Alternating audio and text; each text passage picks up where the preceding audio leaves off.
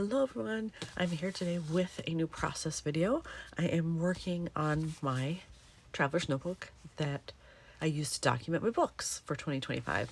And I have to apologize in advance. I have a horrible cold at the time that I'm doing this, so my voice probably does not sound great. I apologize in advance, but I'm trying to keep myself motivated to do something crafty. So this is what I'm working on today. So I am on a new page here.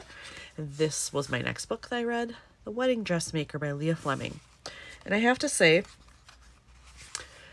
I did this as an audiobook, and I think I got it on Chirp. I tend to use only Chirp or Libby, because Libby's free, and Chirp I tend to just buy really cheap books. I don't, the ones that come out new that are like $24, I don't buy those. That's crazy when I can get it from my library or from Libby maybe. So I think I got this one for maybe $1.99, $2.99, something like that. It was cheap.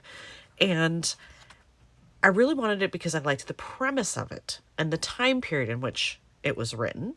So I thought, okay, I'll give it a whirl. I have to tell you, I struggled to finish this one. And I'm not somebody who feels like I must finish a book if I start it. If I'm really that bored with it and I don't see the point in continuing, I won't. This one, the only reason I stuck with it is because I was listening to it, the back half of it, on a plane. And I thought, well, I have nothing else to do, really, while I just sit here and edit my photos from my trip. So I'll finish it. And at the end, I'm like, did I need to finish that? I don't think so. It's not that it was horrible. It just, I feel like it almost got slower in the second half instead of picked up. I just found myself really struggling to keep my interest in it. So would I recommend this one? Probably not, but I'm still going to scrap it. As I've shown before, I do have a bit of stuff that is related to books and reading, so I have that. But I also remembered that when I was doing TNs more on a regular basis, like when they were really hot and the really, happening trend, I was doing more of them, and I had this bag of stuff that purposely I kept because I had a lot of branding strips that I could use for borders and things, and cuts of paper that I thought might work well as backgrounds that I had already cut into or that were nicely sized for a TN, so hopefully it would save me from having to cut into new paper. So I've pulled that out as well. I have no idea if anything in here is going to match. Just seeing this little thing here, maybe that would. Maybe. But I'm going to look through all those first to see if I can find a background or a strip here or something that will work for this photo. That branding strip that I saw and pointed out before did not work. It actually was more green than I thought. When I held it up to this, it didn't really go. But I have 3 other choices that I have found. I have this one, which I think is a pretty good match. And I have this one. It can go either way. Arrows or chevrons facing up or down. I like it that it has something other than the kind of teal or aqua color. Just adds some nice contrast. But then I have this one as well. So I think all of these would be an okay match. So I just have to figure out which one do I like the best. And then I think in all my other stuff, I maybe should look for something kind of red here because I have this happening. And is that like a deep pinky red or true red? Let me look here. It's not that far off from this. Sometimes I have trouble telling colors that are really, really close together. This is a red. There it looks like it's maybe a little bit more pink. Well, I'll find something that's suitable. And I'll match it as best as I can. I've decided to go with this one. So I just have to cut this down so it's the right length. And I doubt I'll reuse little pieces, so I could actually just attach it and then cut off what I don't need to make sure that it's the right length. That's fine. And I think I'm going to leave the white. Actually, no, maybe the white should go this way. Leave that. Nope.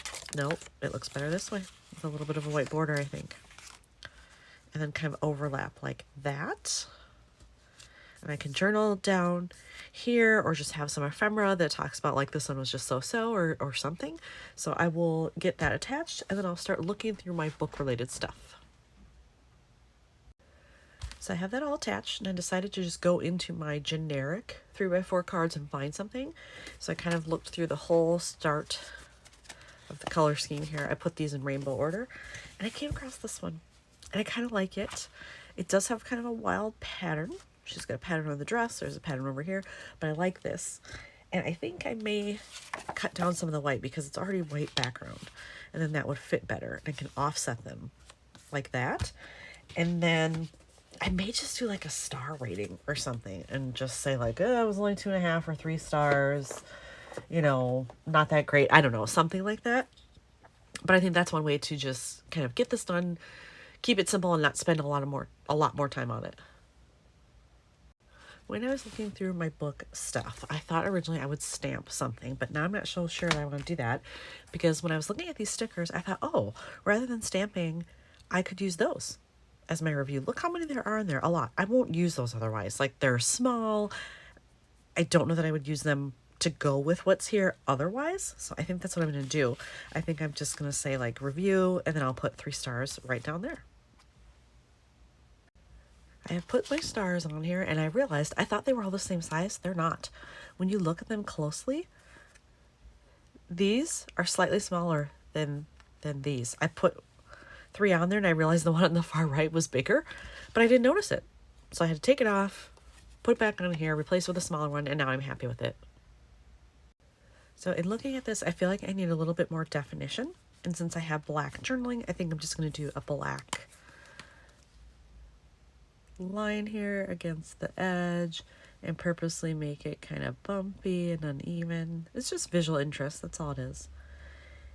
And for this particular way of scrapping, I know that eventually I'm going to throw this out. I'm not going to keep this. So the point is to use scraps, keep it simple, don't go crazy with embellishing, because when I'm done with it, maybe I'll save it 6 months and then it's out. So there, I think that's an easy way to bring some attention to that side. And now I just need to find something for right here in the middle of this card.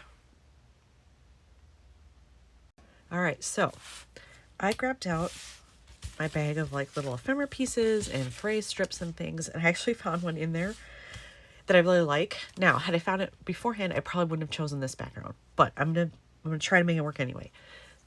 I had this one in there. What do I think? Meh. That really describes what I think of it. So I kind of want to do it. It's a little bit too long. I can obviously cut this down. I might lift this up and see, ooh, will it rip? If I could get staples. Ooh, it might come up.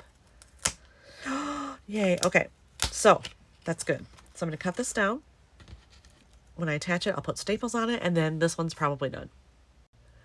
All right, so I have it attached. I've got one staple in there. Now I'm going to do the other one without taking this completely off. I just want to eyeball it. There we go.